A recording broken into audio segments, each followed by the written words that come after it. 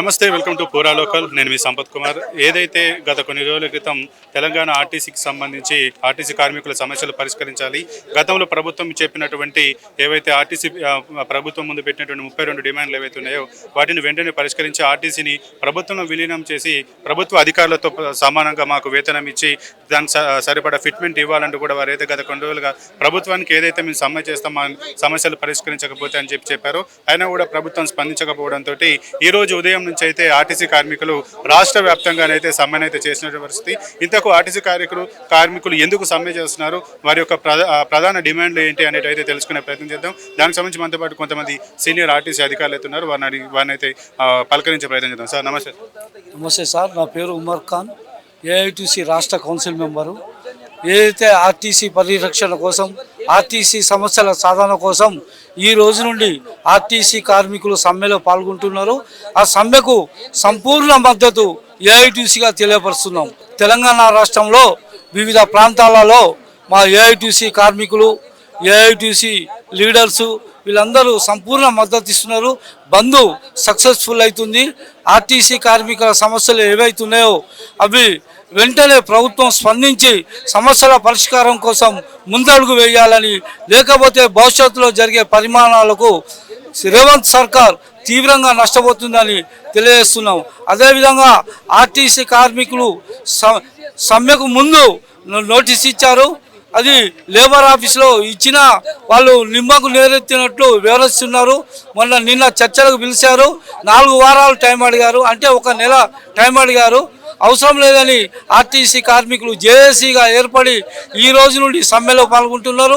ఆ సమ్మెకు మా AITC all India trade union Congress సంపూర్ణ మద్దతు ఇస్తూ వాళ్ళతో వెన్నుంటూ ముందుండి మేము కూడా ఆర్టీసీ కార్మికుల సమస్యల సాధన కోసం పోరాడతామని తెలియజేస్తున్నాం. ముఖ్యంగా ఆర్టీసీ కార్మికులు ఏవైతే 32 సమస్యలు పెట్టారో వాటిలో 12 ప్రధాన డిమాండ్లుగా అయితే పెట్టారు. ఇంతకు ఏంటి, వాటిని ప్రభుత్వం ఎంత మేరకు పరిష్కరిస్తుందని మీరు భావిస్తున్నారు?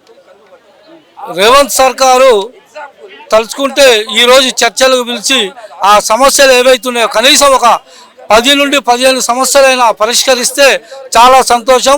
ఈ ఆర్టీసీ కార్మికుల్ని ప్రభుత్వ ఉద్యోగులుగా గుర్తించాలని ప్రధాన డిమాండు.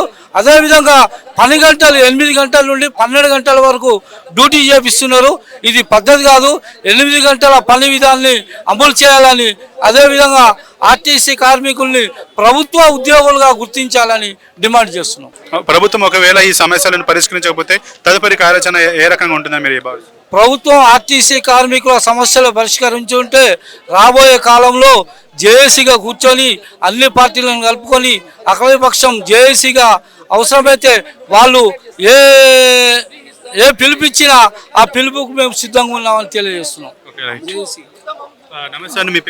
నమస్తే, నా పేరు గజాల కృష్ణమూర్తి, ఏఐటీసీ రాష్ట్ర కౌన్సిల్ మెంబర్. నేను auto rickshaw drivers union Medchal Malkajgiri జిల్లా జనరల్ సెక్రటరీ. మేము ఈ మద్దతుకు సంపూర్ణంగా మా ఏఐటీసీ ఆటో యూనియన్ నుంచి సంపూర్ణంగా మద్దతు తెలియజేస్తున్నాము. ఎందుకంటే గతంలో కేసీఆర్ ప్రభుత్వం ఉన్నప్పుడు రేవంత్ రెడ్డి గారు ఎన్నో వాగ్దానాలు చేసి ఎన్నో మాటలు మాట్లాడిండు. ఇప్పుడు వాళ్ళ ప్రభుత్వం వచ్చిన తర్వాత ఆ మాటని ఆర్టీసీ కార్మికులకు న్యాయం చేయడం లేదు. కాబట్టి వాళ్ళు ఎప్పుడు బంద్ పిలిపించిన ఆర్టీసీ కార్మికుల కోసం మా యూనియన్ ఎల్లవేళలా మేము వాళ్లకు మద్దతు తెలుపుతామని తెలియజేస్తున్నాను. అయితే ముఖ్యంగా ఆర్టీసీ కార్మికులు ఏవైతే ప్రధాన సమస్యలు పెట్టారో న్యాయబద్ధమైన సమస్యలు, వాటిని ప్రభుత్వం పరిష్కరించకుండా నెగ్లెక్ట్ చేసిందని వాళ్ళు ఆరోపిస్తున్నారు. మీరు దాని గురించి ఎలా స్పందిస్తారు? మేము ఇప్పుడు వాళ్ళు పెట్టిన 40 డిమాండ్లలో ఒక 15 వరకు కూడా ప్రభుత్వం స్పందించి నిర్ణయం తీసుకొని వాళ్లకు న్యాయం చేకూరిస్తే మేము తప్పకుండా సంతోషిస్తాం. లేని పక్షంలో ఉద్యమాన్ని జేఏసీగా ఏర్పాటు చేసి త్వరలోనే మళ్ళొక ఉద్యమాన్ని తీసుకురావడానికి మేము సిద్ధంగా ఉన్నాం.